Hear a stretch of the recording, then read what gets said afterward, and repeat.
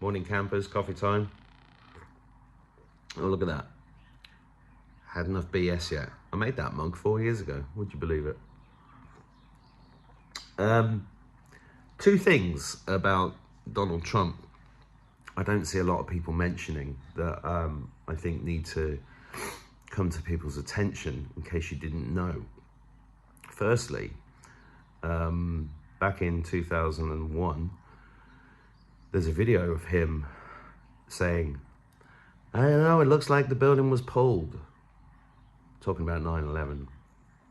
This is like New York's master builder. He said it looks like they were pulled. What did he mean by that?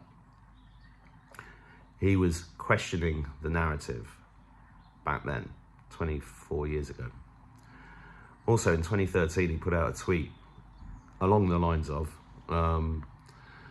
child paedophilia, basically, short sentences, death penalty.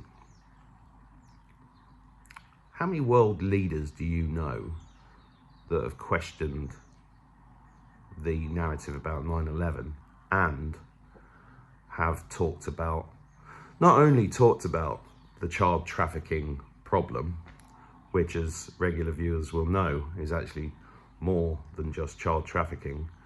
It's to do with the white rabbit. If you don't know what that is, you haven't been paying attention. Not only that, his government is the first government I know of that has actually rescued children. There was a video yesterday stating that 129,000 children have been rescued from child trafficking. You know, you compare this to the fake Biden presidency when millions, not only that, but, you know, Clinton's with Haiti. Nobody's ever mentioned it. Nobody else has ever mentioned it. Doesn't that, you know, when I see all this kerfuffle over Trump and the Epstein files, it really does pay to sit back and watch what's going on. If you understand that America has been under military law for quite a long time, then when you sit back and people kicking off and saying, oh, Trump tried to stop the Epstein files, and then they did this terrible release, a limited release with a load of influencers full of nothing, and then they released them, and then it was late, and then there may be a picture of Trump on there. Well, what if? And then of course you had Elon Musk saying, oh, maybe it's Donald Trump's in the Epstein files. These guys are working together. These guys are working as part of an alliance. You don't go and do Doge in the US government and have Trump hanging around your son and everything, and then say 2 weeks later, oh, I think he's in the Epstein files. I mean, that's part of the operation. What was the result of that? The result of that is you had loads of anti-Trumpers screaming for the Epstein files to be released, screaming for them, which brought them back into attention worldwide. And you had all the fake Trump supporters screaming for it. So it's a flush out operation. You know, that's fairly obvious, isn't it? I think it's fairly obvious. And then, you know, what's just happened in the last few days, it's all redacted. But they put out enough stuff to get tons and tons of coverage in social media. And oh, look, I don't really understand how it's working with X, for example. I mean, yesterday, I was watching Sonia Poulton on YouTube, who's a phenomenal journalist, and it's, you know, and she doesn't agree with what I'm saying about Trump, but that's fine. You know, this is not about agreeing with everybody. Everybody's entitled to their opinion, and you can still be on the same side as somebody and disagree about bits and bobs. You know, that's okay. That's called being a grown-up. You know, you've got to move. I had an email not long ago from somebody else who's stood up in Ireland and been phenomenal in the last 5 years. And she said, oh, no, we're not, you know, we don't agree about Trump. And I said, I don't care whether you agree with me about Trump. We're on the same side. You see, it's not about believing that Donald Trump is on the good side or the bad side. It's just a case of keeping an open mind and standing back and watching things unfold. And what, you know, with like Elon Musk saying that he was in the Epstein files and all of that, the net result of that is far more attention has been placed upon these images and videos of Epstein on the plane with that professor and Clinton with the girls in the pool and all of that. I mean, and Trump's been signaling this for years. I mean, there was a video of him a few years ago saying, Clinton's got a big problem coming up. He's great, nice guy, great guy, great guy. You gotta laugh at him as well.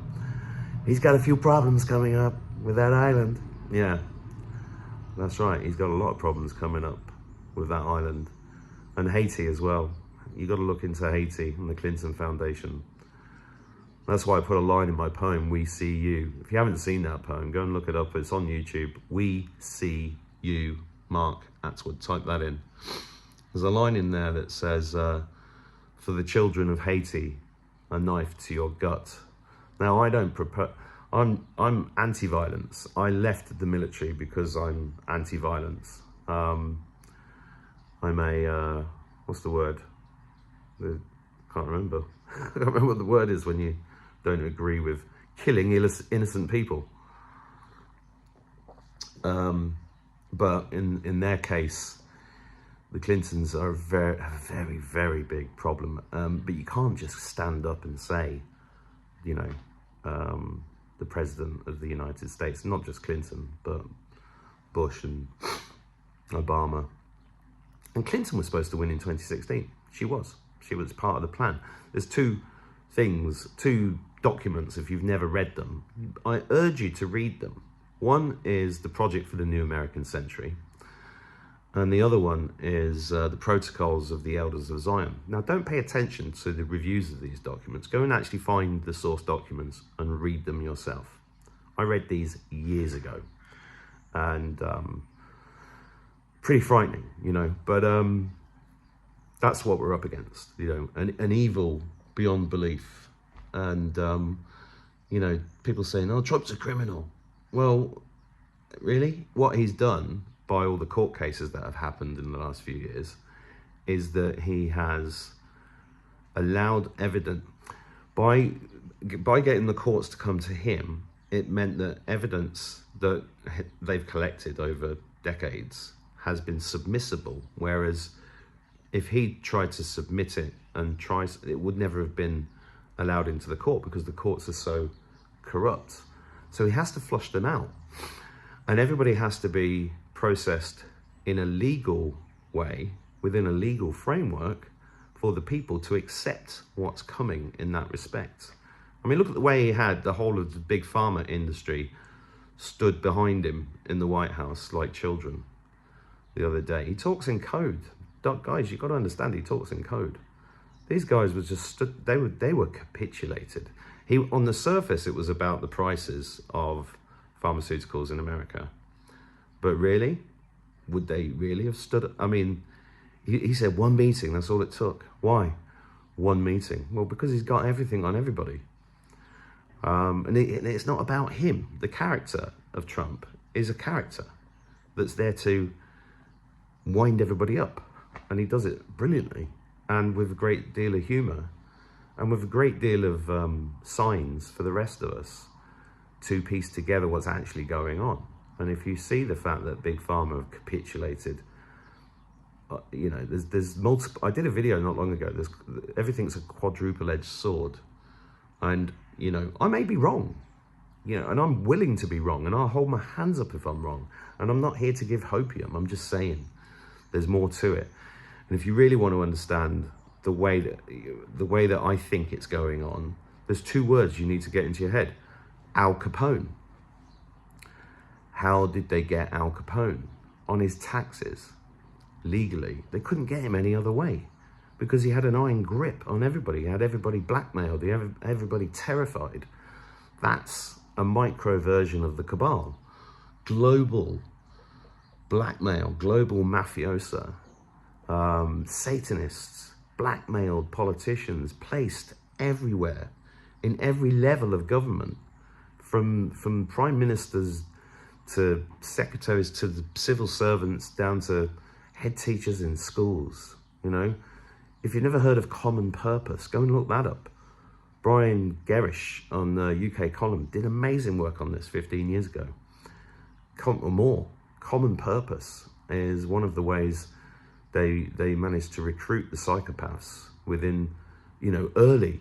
This is why 20 years ago you started seeing head teachers in the UK who were in their 30s instead of their 50s, because these people were fast-tracked into positions to implement the evil plan to live up to the Georgia Guidestones, which was to maintain humanity in perpetuity with nature under 500 million. That's 7 billion people would have to disappear. And 7 billion is the number used in the trailer for Disclosure Day. We're going to tell everybody 7 billion people all at once. Disclosure. You know, I did that video on Disclosure Day the other day, and a lot of people were saying it was a white hat movie. I think it is. I think it has to be, because the symbolism has to be right in your face, and it really is in your face. I mean, some movies are much more subtle, you know, much more subtle, and have been our entire lives, especially with the paedophilia stuff that they hide. Go, you know, with the red and white and the red and yellow and the octocode, the number, yeah. But am I right? I don't know. It's not about, look, this isn't about being pro or not pro anybody. It's about looking at certain facts, and the two facts I wanted to bring to everybody's attention is what Donald Trump said after 9/11 and what he said in 2013 on Twitter about child abusers. And for me, that's quite extraordinary, because we have never had anybody in charge of anything speaking out against these things. The biggest crimes against humanity imaginable. You know, I keep saying this figure, 22,000 children every single day since the Second World War. And so many people just don't believe that figure. But that's because they haven't done enough research. They just haven't done the work.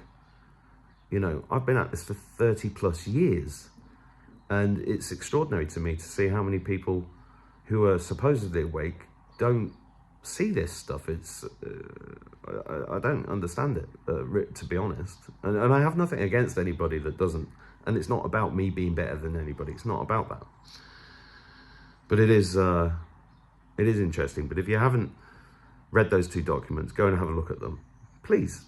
Just go and have a look at them, read them. I read the Protocols of the Elders of Zion in 1999. That's a long time ago now. And it freaked the shit out of me. In fact, when you do read the document, if you do read that document, go and look up Fall of the Cabal and look for Janet Osbard and Cynthia's video. I think it's part 28 in that series. I think you can get it on BitChute. Cynthia's got a Substack as well now, because Janet's no longer with us. But their video on the Protocols of the Elders of Zion is really extraordinary and worth watching. Everybody should watch that whole series. But anyway, whatever you're doing today, God bless you. Have a wonderful day. And we're coming up to Christmas, and I'm calling it Christmas resolutely. For me, it's about peace and love and children and giving and sharing and enjoying each other's company with the people that you love. So I hope that you can manage to do that amidst all the madness. And I'll see you soon. Bye.